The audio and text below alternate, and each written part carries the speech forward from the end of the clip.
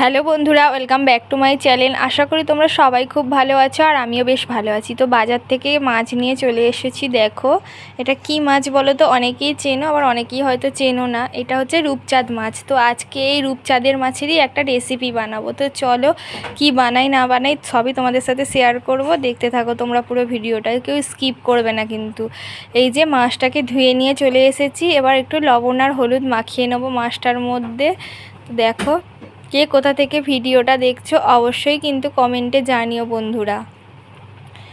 দেখো এদিকে আমি কড়া বসিয়ে দিয়েছি, কড়ার মধ্যে তেল দিয়ে দিলাম, তেলটা গরম হয়ে গেছে। আর এদিকে আমি আলু নিয়ে পেঁয়াজ নিয়ে নিয়েছি, আলু পেঁয়াজটা কেটে নেব। এই দেখো আমার মাছ ভাজাও প্রায় হয়ে গেছে, একে একে সব মাছগুলো ভেজে নেব। দেখো এদিকে আমি আলুটা আর পেঁয়াজটা কেটে নিয়েছি। আমি আলুটা একটু কম করেই দিই, কেন কি আমি আলু খুব একটা পছন্দ করি না।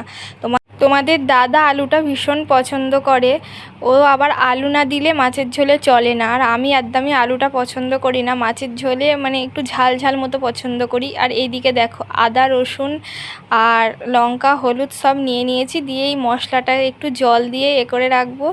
তো দেখো আমার মাছের ঝোল হয়েই গেছে প্রায়। আর ভিডিওটা পুরোটা শ্যুট করতে পারিনি, একটু অসুবিধা ছিল। তো চলো আজকের মতো টাটা।